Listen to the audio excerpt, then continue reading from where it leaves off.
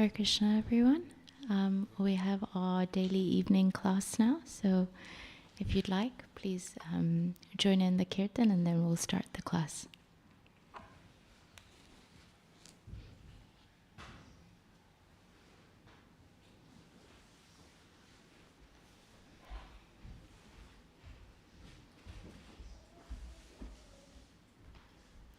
Sorry, we're just hoping to get someone to help with the... Oh, okay, thank you.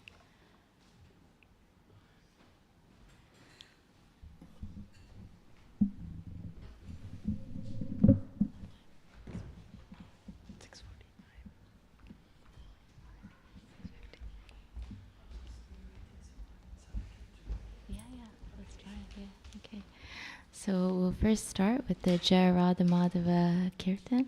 So if you can, please join along.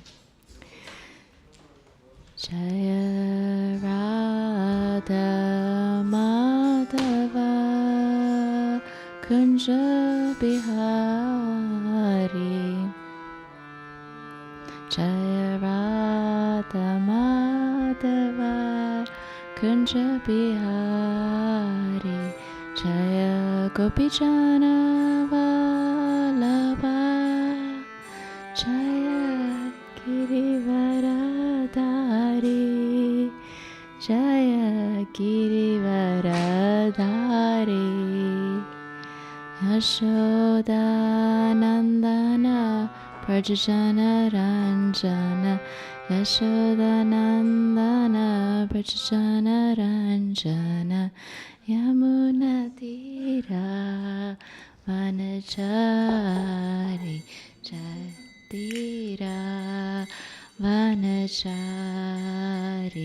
Jaya Radha Madhava Kunja Bihari Jaya Radha Madhava Kunja Bihari Jaya Gopijana Vallabha Jaya Girivaradhari Jaya Girivaradhari Gopijana Vallabha Jaya Girivaradhari Jaya Girivaradhari Yashoda Nandana Brajajana Ranjana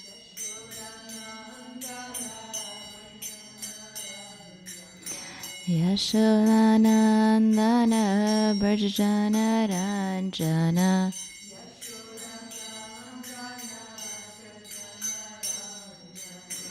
Yamuna Tira Vanachari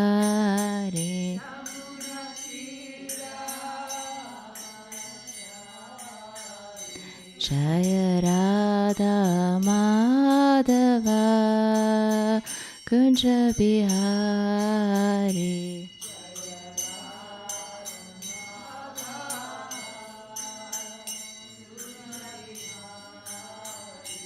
Hare Krishna, Krishna Krishna, Hare Hare, Hare Rama, Rama Rama, Hare Hare.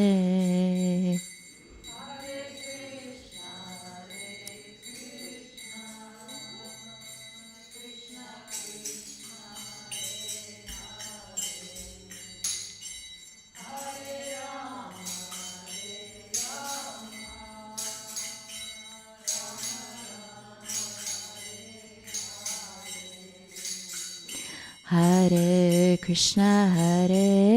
Krishna, Krishna Krishna, Hare Hare, Hare Rama, Rama Rama, Hare Hare.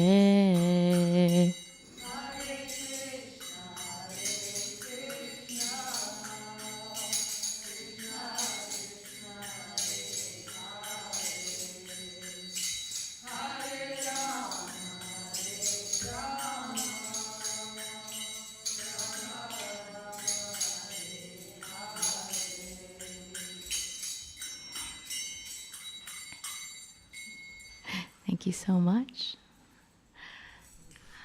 So today we're actually starting the Bhagavad Gita right from the beginning. So we're, every evening, in case you don't already know, we have a daily Bhagavad Gita class at 6 p.m. and we go through verse by verse in order. And so for the last year or two, we've been going through the Bhagavad Gita, and again we're starting from the very beginning today, verse 1 of chapter 1. So that's what we'll be reading together today. So we'll first start by doing the invocation prayers, just to seeking the blessings of everyone here today and online as well. So, Om Namo Bhagavate Vasudevaya. Om Namo Bhagavate Vasudevaya. Om Namo Bhagavate Vasudevaya. Om Jnanatimirandasya Jnananjana Shalakaya Chakshur Unmilitam Yena Tasmai Shri Gurve Namaha.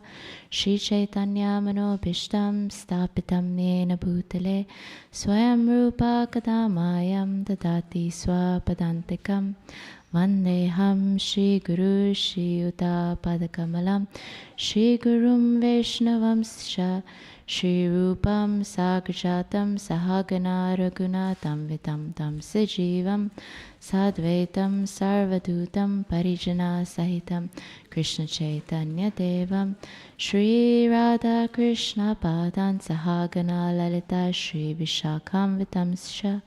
Hey Krishna Karuna Sindhu Dino Bandhu Jagatpate Gopesha Gopika Kanta Radha Kanta Namosute Tapta Kanchana Gaurangi Radhe Vrindavaneshwari Rishabhanu Sute Devi Pranamami Hare Priye Vancha Kalpatrubhasya Cha Kripa Sindhubhyeva Cha Patitanam Pavanebhyo Vaishnave Namo Namaha.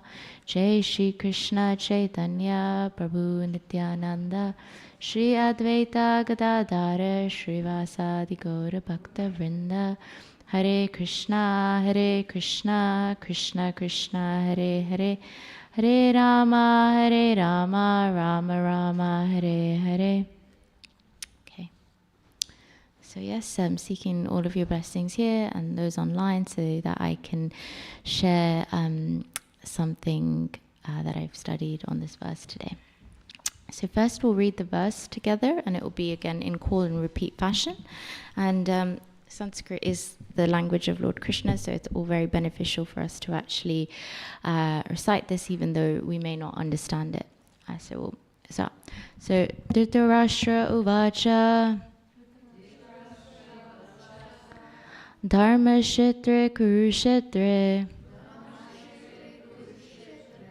Samaveta Yutsavaha Mamaka Pandavascheva Kim Kurvata Sanjaya. Dhritarashtra Uvacha Dharmashetre Kurukshetre Samaveta Yutsavaha Mamaka Pandavascheva Kim Kurvata Sanjaya. Dhritarashtra Uvacha Dharmashetre Kurukshetre Samaveta Yutsavaha Mamaka Pandavascheva Kim Kurvata Sanjaya. Okay, I'll read this translation by Srila Prabhupada. Dhritarashtra said, O Sanjaya, after my sons and the sons of Pandu assembled in the place of pilgrimage at Kurukshetra, desiring to fight, what did they do? So typically would read the whole purport and then discuss it in one go. But what we'll do is we'll break it down. So I'll read a paragraph of the purport, we'll discuss it, we'll move to the next paragraph, discuss it, and take it that way. So if you just give me a second.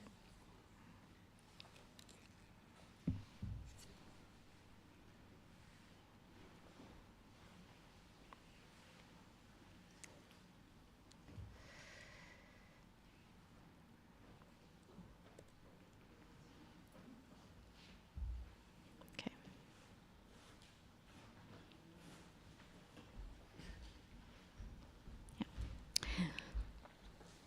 Okay. So yeah, but just before we start reading the purport, I just want to say that today's, we'll be obviously discussing the verse itself, but because we're just studying the Bhagavad Gita, I'll also talk a little bit broadly about the significance of the Bhagavad Gita and this chapter in particular. And I think it's important that we talk about the chapter because this chapter, Krishna actually doesn't talk. He only starts talking in the second chapter. And so people often think that the first chapter can just be whizzed over, or even great sages, some of them don't actually comment on this chapter. But this chapter is very important, and we'll talk about that as well. And so a lot of the inspiration from this talk has actually come from a talk which I heard by His Holiness Bhaktivedanta Maharaj, who also talks about this verse in particular, the significance of the Bhagavad Gita and this chapter. So just referencing that as well. So I'll start by reading this purport by Srila Prabhupada. So, Bhagavad Gita is the widely read theistic science summarized in the Gita Mahatmya. There it says that one should read Bhagavad Gita very scrutinizingly with the help of a person who is a devotee of Sri Krishna and try to understand it without personally motivated interpretation. The example of clear understanding is there in the Bhagavad Gita itself, in the way the teaching is understood by Arjuna, who heard the Gita directly from the Lord. If someone is fortunate enough to understand the Bhagavad Gita in that line of disciplic succession, without motivated interpretation, then he surpasses all studies of Vedic wisdom and all scriptures of the world. One will find in the Bhagavad Gita all that is contained in other scriptures, but the reader will also find things which are not to be found elsewhere.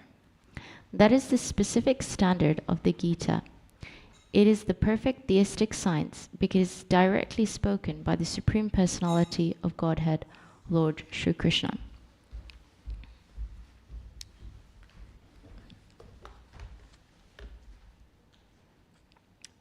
Okay, so Srila Prabhupada first, before we actually delve into the Bhagavad Gita or the verse, is actually telling us how we should read the Bhagavad Gita, how we should understand the Bhagavad Gita. And the very first thing he says is that it should be read very scrutinizingly with the help of a person who is a devotee of Sri Krishna. The Bhagavad Gita, each verse has many, many meanings and layers to it. And what he's saying here is that often if we were to just read it by ourselves, we would reflect our own lenses and our own experiences, and we would try to understand it in a way that it serves our motivations and our interpretations.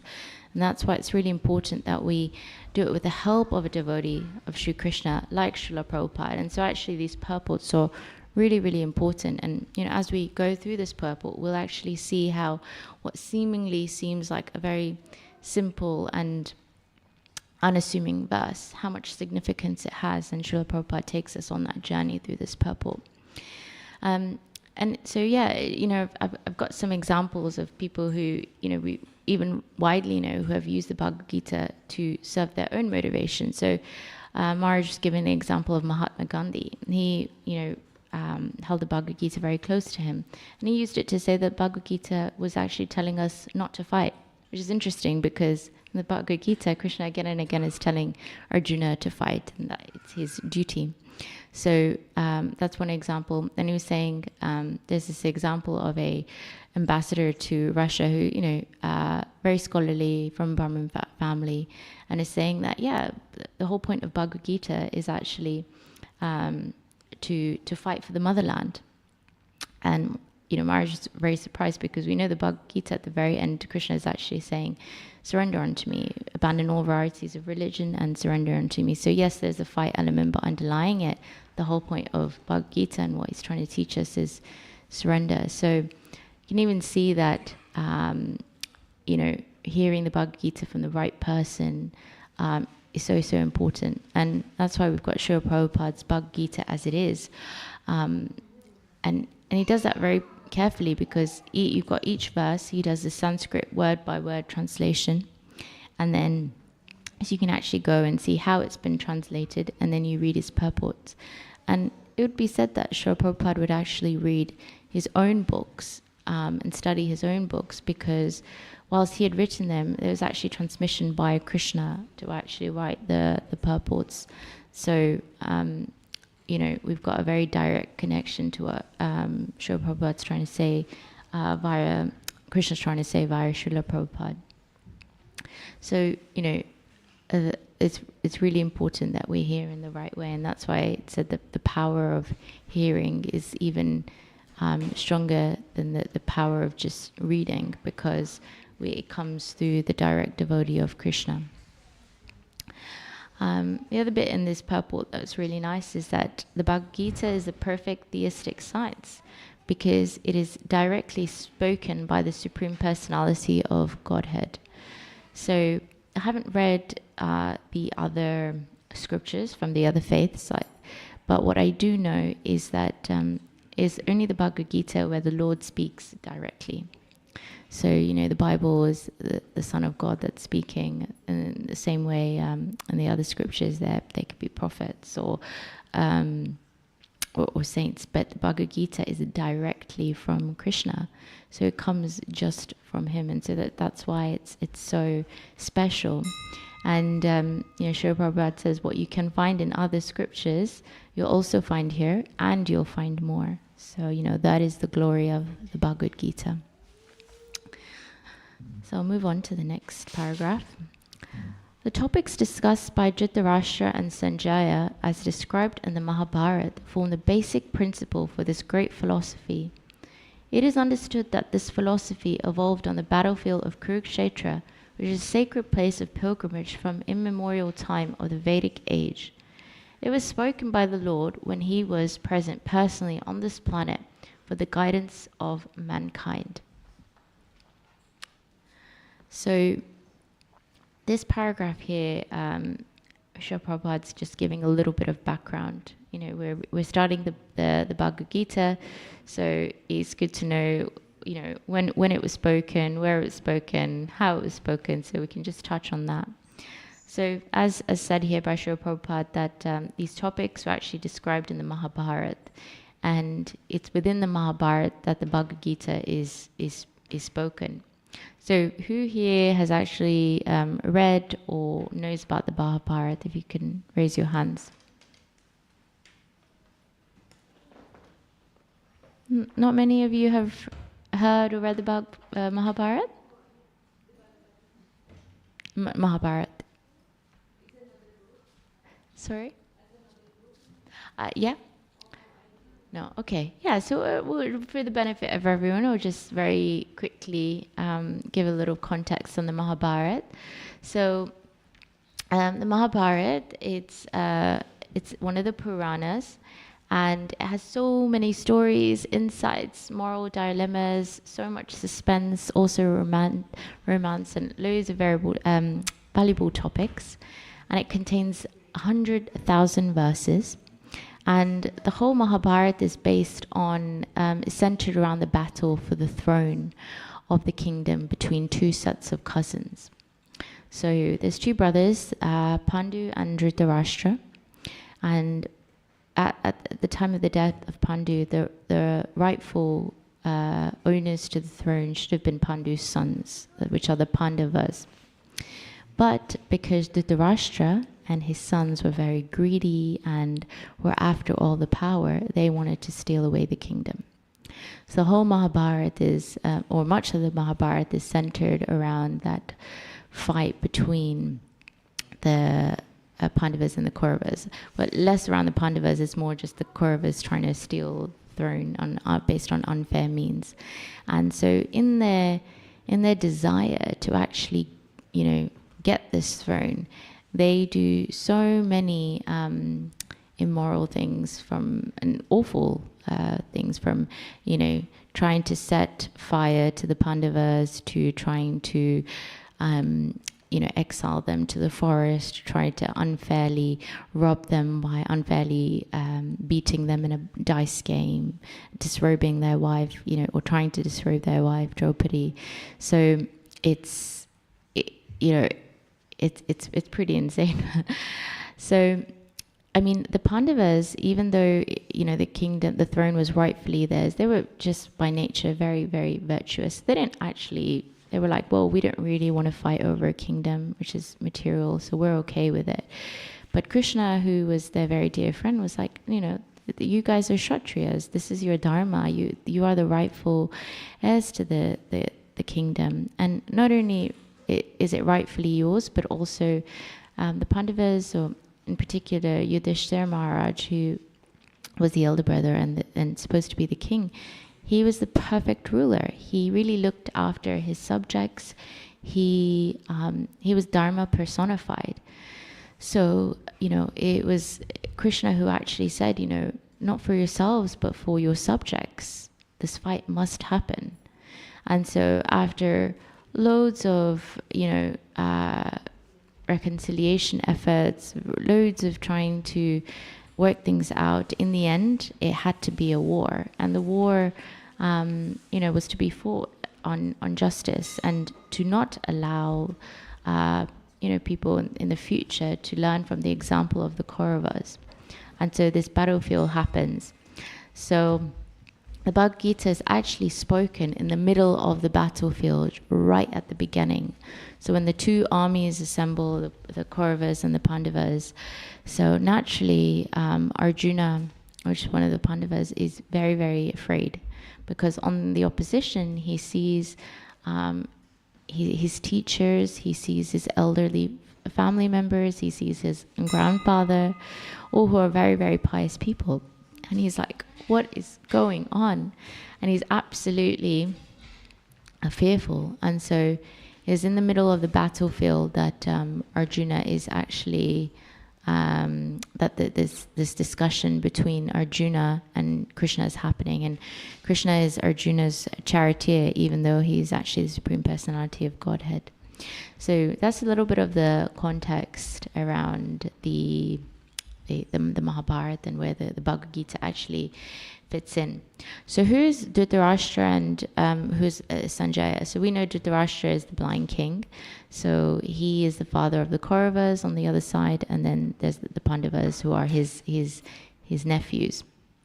So because he's blind, he's actually not able to go to the battlefield and witness everything. So he asks his secretary Sanjaya.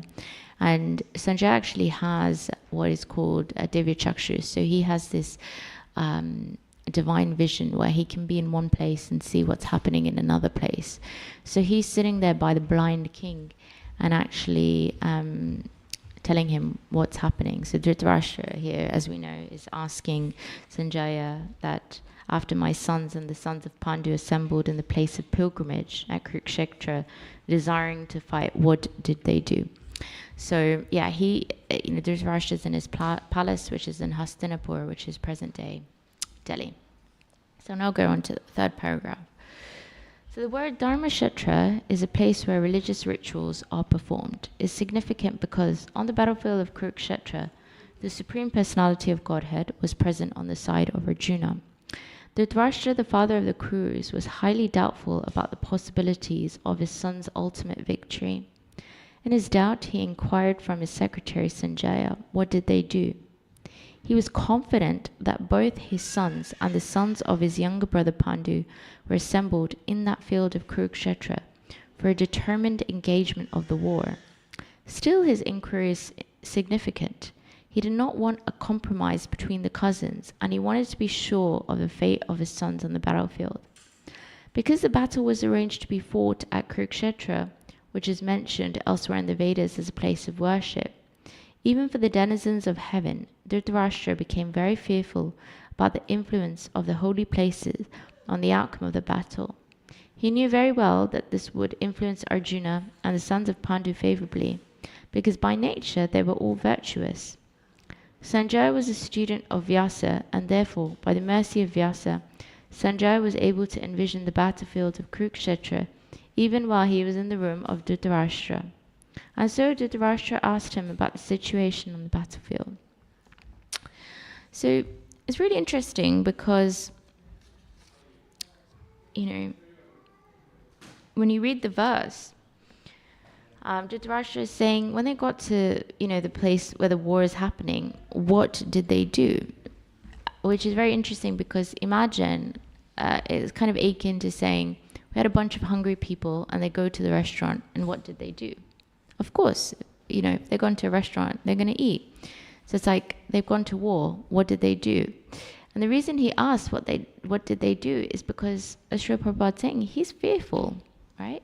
He recognizes three things. He knows that his nephews are very, very pious. We know Yudhishthira Maharaj, Arjun, Nakul, Sahadev, and Bhima, all very, very, very virtuous, very dharmic. He knows that they've got Krishna on his side. And as said in this verse, the place where the war is happening is a place of pilgrimage, right? It's the place of pilgrimage, Kurukshetra. So based on all three of these, he knows that it's almost in his mind that he knows what's happening is adharmic. He knows that a destiny is on their side, not just destiny. He knows Krishna is on their side, and so therefore they will win. And so he actually asked, what did they do? Because he's fearful. And so despite knowing all of this, despite having the intelligence, he still wants his sons to fight. He doesn't actually stop his sons in the lead up to the Mahabharata. In there's a big something that keeps telling him that this is not the right thing to do. But he, in the lead up to the war, he can't actually tell his son, to stop this nuisance. And which is really interesting because when we think about ourselves, how many of you here can relate back to a point where, despite deeply knowing, despite having the intelligence, we still want to do something when we know that the result is not going to be good. Does this resonate with anyone here?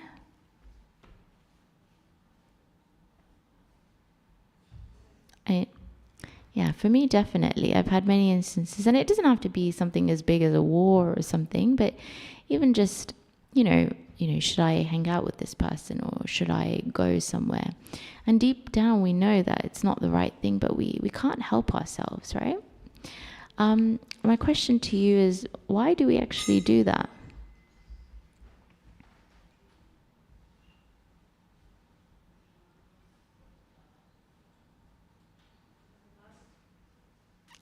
Because of lust, yes? When you say lust, can you mode of passion? Yeah? Yeah, out of fear, yes? Yeah. Yeah, so a big source of why we continue to do things, even when we know that they're not good for us, like the case with Dhritarashtra, is often because we're very materially attached. We want something so bad, and our senses so strongly want it, that despite the good counsel, despite having the intelligence, despite knowing, despite the super soul and the heart telling us that this is not right, still go and do it. And so that is actually, as you said, it's our last mode of passion. But yeah, it's often because we're very materially attached. And that was the case with Dhritarashtra. He was very, very attached to his sons.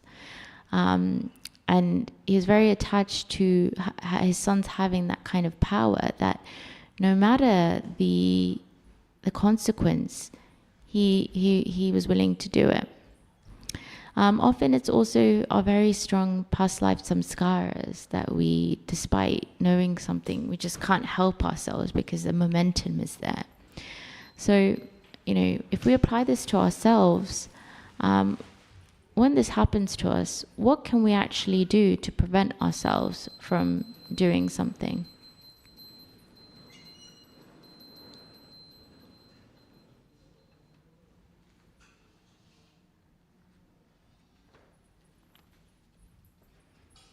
Any thoughts of what we can actually do to help ourselves when we're in these situations?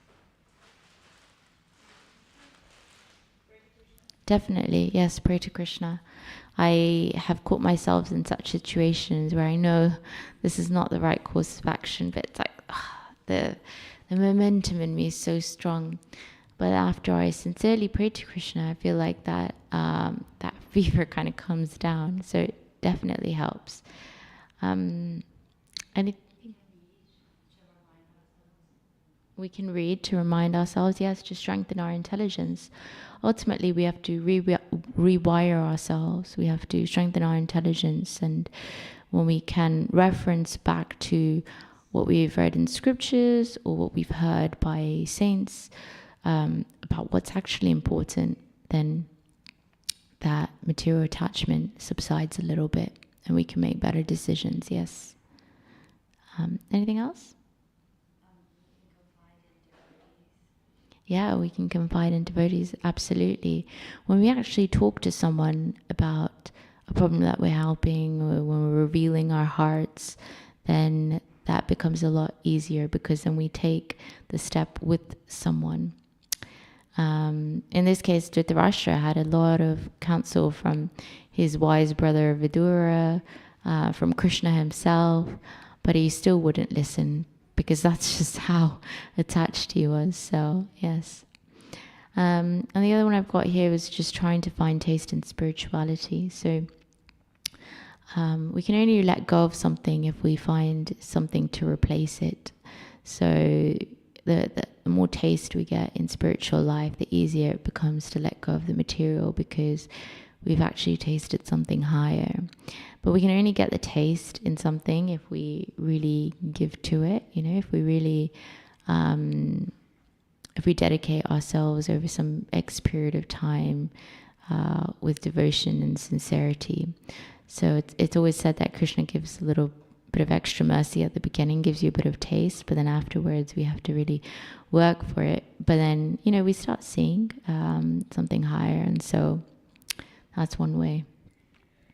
So yeah, I think this, this verse, what we can see from it is actually Dhritarashtra's fear, and we can see that,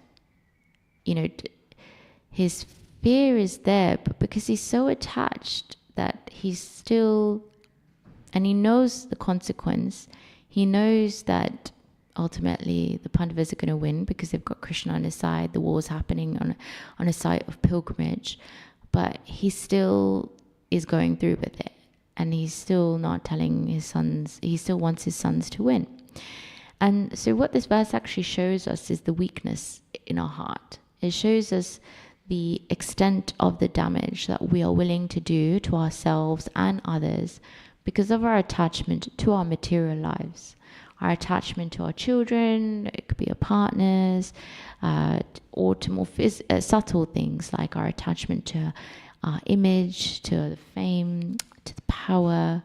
So, and it's only when we understand the weakness in our heart and to understand our position, to understand our fear, then can we really take shelter of Krishna's words. And so a lot of what this chapter 1 is about is an inner reflection, right? And it's a reflection because here we see Dhritarashtra's state, which is a state of fear, and the way that he camouflages his fear is almost by doing nothing. So he's under the influence of tamaguna. Then later on in the chapter, we see Duryodhan, And we see how he manifests his fear and how he covers it up. And he actually covers it up with arrogance. He covers it up with manipulation. And then later on at the end of this chapter, we see Arjuna's fear and the way that Arjuna tries to cover up. And he tries to cover up by wisdom, by reference to the scriptures, which is in the mode of goodness, of course. But actually, what we must learn is that there is beyond the mode of goodness, passion, ignorance, and ultimately that is surrender to Krishna.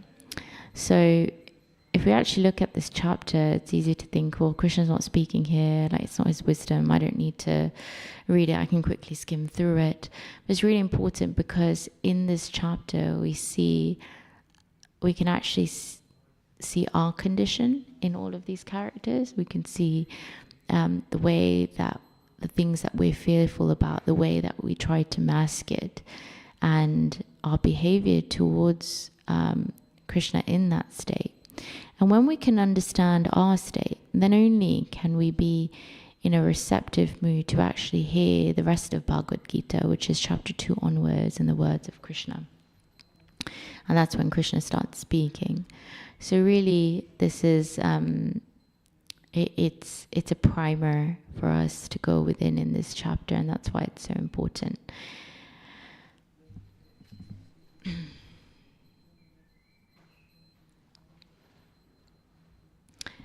And I think when we've had that reflection, when we've read through this chapter, when we've really seen ourselves in it, then, you know, alongside with Srila Prabhupada's purports and hearing from a person who is a devotee of Krishna, we also have primed our hearts to actually hear without any personal motivation. Because, you know, when you just realize and admit that you're in a place of fear or that you're in a place of anxiety, then you're more likely to just surrender and just say, okay, I'm just going to read this Bhagavad Gita and I'm just going to try to understand what Krishna's really trying to tell me. So yeah, again, that's just a little bit about the chapter and also the verse. And so now we'll go on to the last verse here. Both the Pandavas and the sons of Dhritarashtra belong to the same family, but Dhritarashtra's mind is disclosed herein. He is deliberately claimed only as sons as Kurus, and he separated the sons of Pandus from the family heritage. One can thus understand the specific position of Dhritarashtra in his relationship with his nephews, the sons of Pandu. As in the paddy field, the unnecessary plants are taken out, so it is expected from the very beginning of these topics that in the religious field of Kurukshetra, where the father of religion, Sri Krishna, was present, the unwanted plants like Dhritarashtra's sons, Duryodhana and others, would be wiped out, and thoroughly religious persons, headed by Yudhishthira, would be established by the Lord. This is the significance of the words Dharmashetra and Kurukshetra, apart from their historical and Vedic importance. So this is very powerful, this purport. Essentially, if we read this verse very carefully with the help of Srila Prabhupada, from the very first verse of the Bhagavad Gita, we basically already know that the Pandavas are going to win the war, right? Because it's, as Dhritarashtra has indicated, that the war is being fought on a place of pilgrimage in Kurukshetra. It also is where Krishna is. It's where virtue is, and that's where victory always is, and so the Pandavas will win. So right from the beginning, the book is set up very auspiciously. And actually it's said that this verse, 1.1, is actually Mangalacharana for Bhagavad Gita. I didn't quite understand it, but now that when I was studying for this verse, I understand why it's actually the Mangalacharana. So it's expected from the very beginning that the rest would be wiped out, and that's exactly what it is. So we'll stop here and see if there's any questions. Like the invocation prayer. It's at the beginning how when I saying Om, saying the prayers at the beginning. So that's the one for the Bhagavad Gita. the Bhagavad Gita. This verse is a Mangalacharan for Bhagavad Gita. Yeah. Any other questions? Comments, corrections?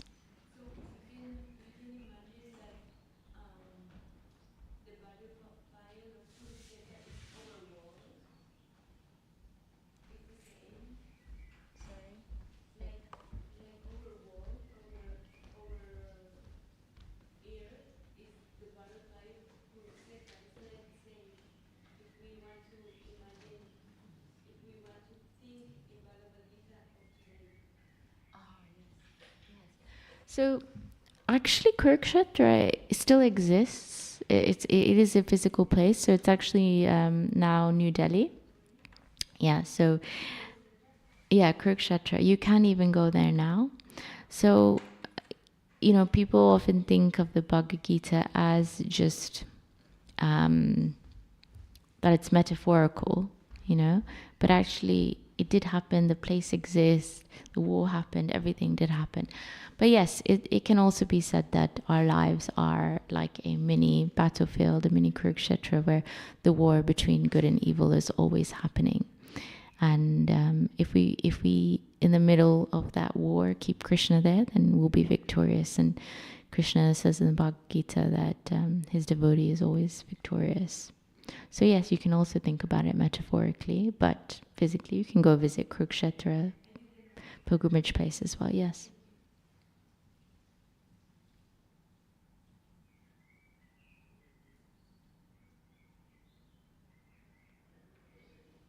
Okay, great. Well, thank you so much for coming to the Bhaktivedanta Manor and for listening. And I hope that maybe this will be a start to continuing hearing Bhagavad Gita every day. It's a very auspicious book and a lot to be learned from there. So yeah, keep Krishna with us all. Hare Krishna, everyone.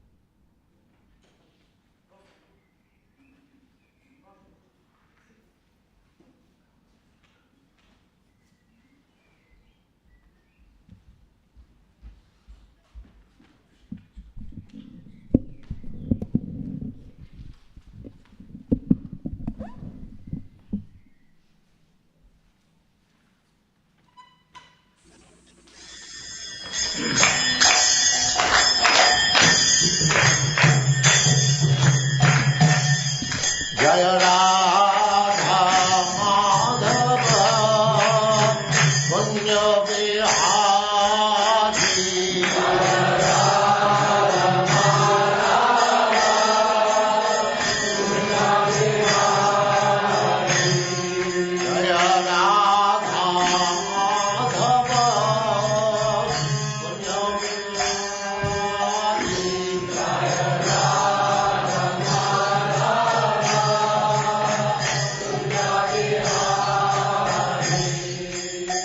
Gopi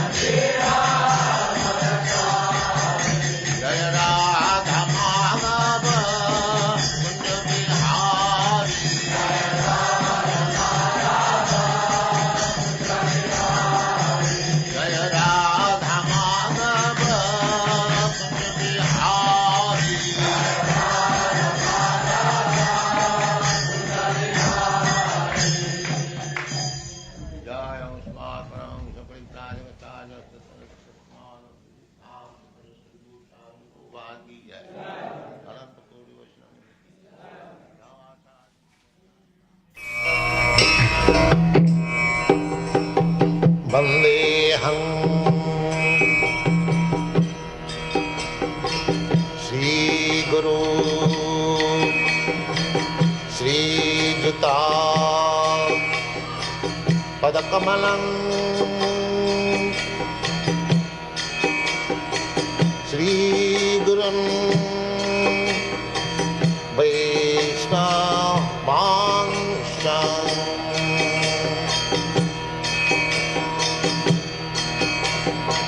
Shri Rupam Chakrajatam Sahagana Raghunathanvitam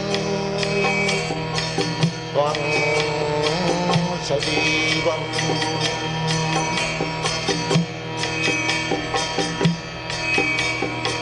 Sadvaitam Savadhutam Parijana Sahitam Krishna Chaitanya Devam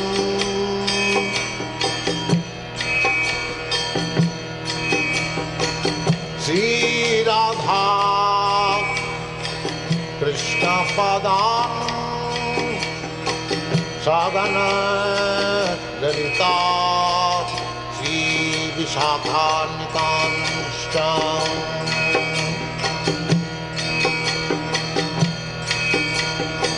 Sri Krishna Chaitanya Prabhu Nityananda Sri Advaita Gadadhar Sivasadi Gaur Bhakta Vrinda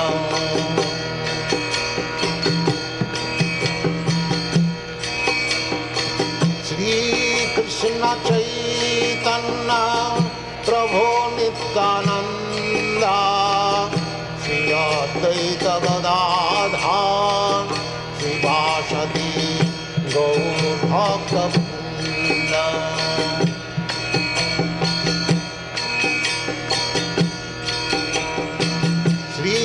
Krishna Chaitanya Prabhu Nityananda Sri Advaita Gadadhar Srivasadi Gaur Bhakta Vrinda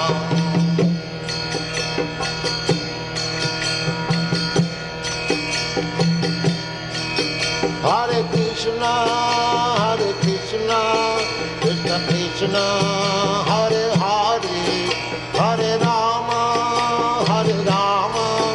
Rama Rama Hare Hare Hare Krishna Krishna Krishna Hare Hare Hare Rama Rama Rama Hare Hare Hare Krishna Krishna Krishna Hare Hare Hare Rama Rama Rama Hare Hare Hare Krishna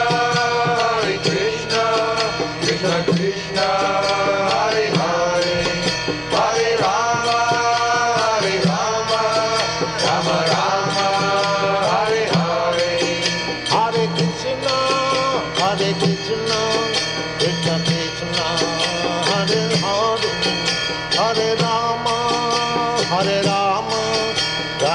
Rama, Hare Hare, Hare Krishna, Krishna Krishna, Hare Hare, Hare Rama, Rama Rama, Hare Hare. Hare Krishna, Krishna Krishna, Hare Hare, Hare Rama, Rama Rama, Hare Hare. Hare Krishna, Krishna Krishna, Hare Hare, Hare Rama, Rama Rama, Hare Hare. Hare Krishna, Krishna Krishna, Hare Hare, Hare Rama, Rama Rama, Hare Hare. Hare Krishna, Krishna Krishna, Hare Hare, Hare Rama, Rama Rama, Hare Hare. Hare Krishna, Krishna Krishna, Hare Hare, Hare Rama, Rama Rama, Hare Hare. Hare Krishna, Krishna Krishna, Hare Hare, Hare Rama, Rama Rama, Hare Hare. Hare Krishna, Krishna Krishna, Hare Hare, Hare Rama, Rama Rama, Hare Hare. Hare Krishna, Krishna Krishna, Hare Hare, Hare Rama, Rama Rama, Hare Hare. Hare Krishna, Krishna Krishna, Hare Hare, Hare Rama, Rama Rama, Hare Hare. Hare Krishna, Krishna Krishna, Hare Hare, Hare Rama, Rama Rama, Hare Hare.